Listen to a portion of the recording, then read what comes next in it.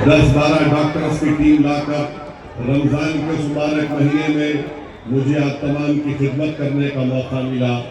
मैं आपको ये भी बताने आया हूँ कि यहाँ पर हमारे भाई मुजीबुर रहमान साहब ने मुझे भी बताया कि उन्होंने बहैसियत MLA यहाँ पर गरीबों में 10 बीघा ज़मीन उन्होंने अलॉटमेंट करवाई, 10,000 बीघा ज़मीन अलॉटमेंट करवाई।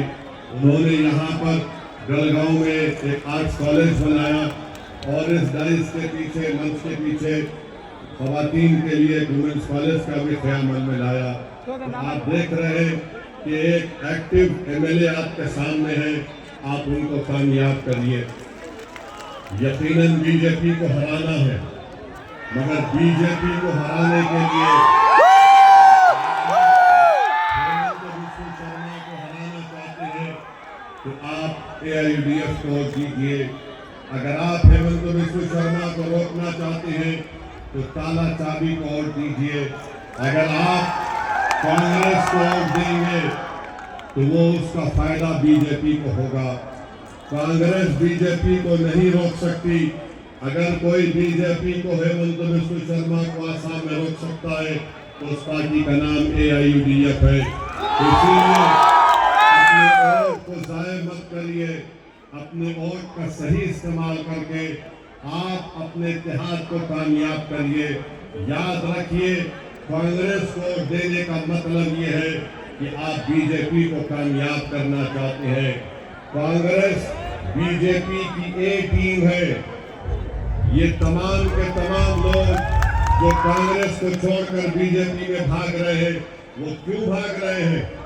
हेमंत विश्व शर्मा कांग्रेस से 50 MLA लेकर बीजेपी में चले गए, फिर अभी थोड़े दिन पहले उनका MP चला गया, उनका पार्टी का प्रेसिडेंट चला गया।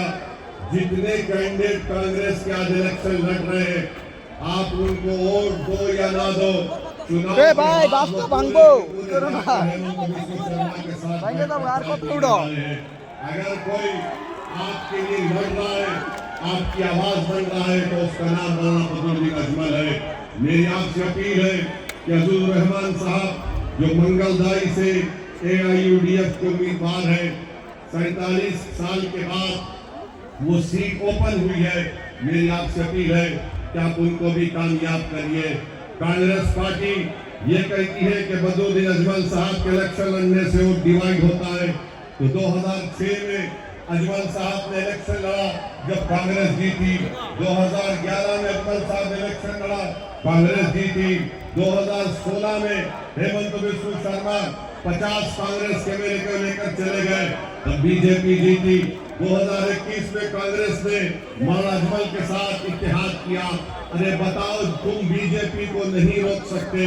और आसाम की जनता जानती है कि जो यहाँ पर सिपाहीघर में मोइनुल हक को और कई ऐसे 800 खानदान को उनका इलेक्शन करवाया गया था, क्या आपने कभी कांग्रेस के नेता से जिनके जबान से सुना कि वो इलेक्शन की पुशबैक की वो कंडेम करते हैं? नहीं करते हैं, क्योंकि वो डरते हैं कि उनको हिंदू भाइयों का वोट नहीं मिलेगा।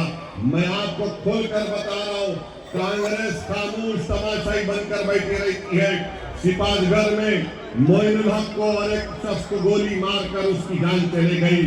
आज मोइनुल हक की रूह हम तमाम से पुकार कर कह रही है कि क्या तुम 9 तारीख के दिन मुझे जो गोली मारने वालों के खिलाफ तुम जमहूरी तरीके से उसका जवाब दोगे या नहीं दोगे?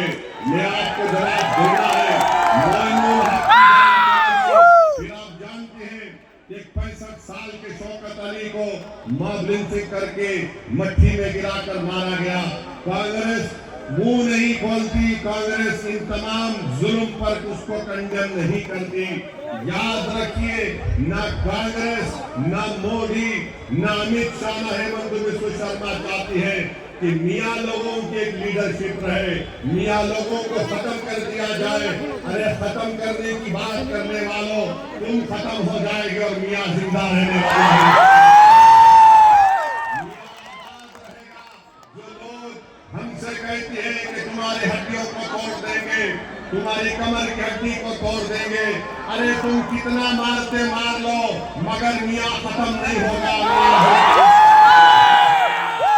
तो मेरे अजीज दोस्तों और बुजुर्गों, मेरी इज्जतदार और माँ और बहनों, आप तमाम से अपील कर रहे हैं कि आप मिलकर अपने भाई दे हमने में हो रहा है बांगा टाइम में से एडार किलो बोला कांग्रेस को दिया 51 এটা ভাঙিয়ে যাবো এখন